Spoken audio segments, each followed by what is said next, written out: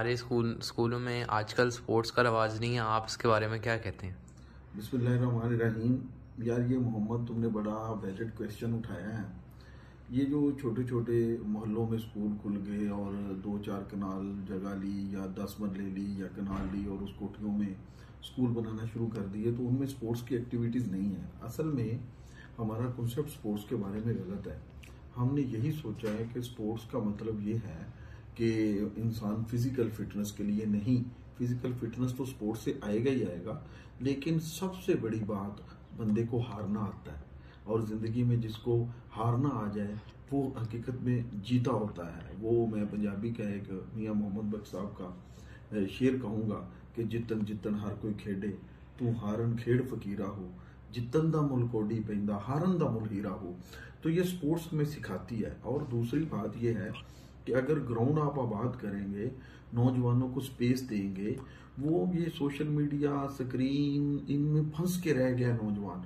Tuition सुबह शाम का एक गोरख धंधा है जिसमें हमने नौजवान को फंसा दिया है, और उस वजह से फ्रस्ट्रेशन है, वो उस वजह से हर तरह की फ्रस्ट्रेशन है। और जो हमारा तालिब इल्म है, जो यूथ है, वो बहुत परेशान है। वालदैन को, स्कूल इंतज़ामिया को, कॉलेज को डेली बेसिस पे हल्की सी स्पोर्ट्स को घंटे की 2 की। और मैं आपको अपनी स्टूडेंट लाइफ का बताऊं, सच बताऊं तो ये आजकल के हमारे तालिब इल्म या दोस्त सुन के हैरान हो जाएंगे कि हम 3-3 घंटे हॉकी खेलते थे। हमारे स्पोर्ट्स के इंचार्ज हमें कहते होते थे कि स्पोर्ट्समैन के 12 इंजन होते हैं, जहन के और पढ़ने वाले के सिर्फ 2 इंजन होते हैं।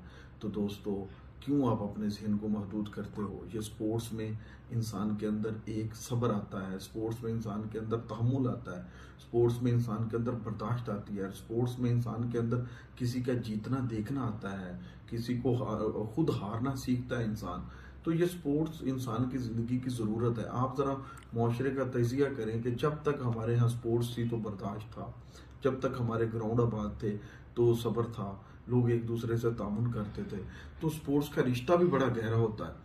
तो ये स्पोर्ट्स हमारे स्कूलों, कॉलेजों में, मोहल्लों में, गलियों में दोबारा आनी चाहिए, ताकि हमारा जो नौजवान है वो परेशान हाल है, उसके चेहरे पे हवाइयाँ उड़ी हुई हैं, वालदैन परेशान है। तो उनको मेरी सजेशन है ये कि बच्चे को हारना सिखाएं, स्पोर्ट्स सिखाएं। वो फिजिकली मेंटली भी बड़ा बेहतरीन रोल प्ले करेगा।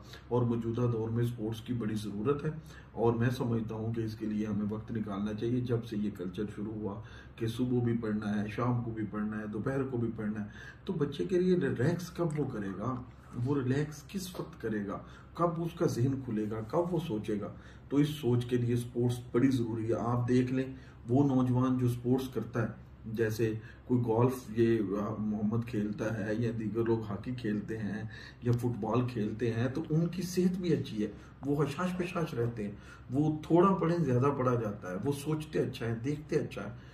वो मैदानों में जाते हैं, खिलवानों में जाते हैं, खेतों में जाते हैं, ग्राउंडों में जाते हैं, दरख्तों से बातें करना सीखते हैं, परिंदों से बातें करना सीखते हैं। तो अजीज़ान मोहतरम, ये स्पोर्ट्स ज़िंदगी का जुज़्व है, खेलना ज़िंदगी है, और खेलने के ज़रिए खूबसूरत कौम बनती है, खूबसूरत इंसान बनता है। बहुत शुक्रिया। हारना सीखिए, और ये स्पोर्ट्स सिखाता है।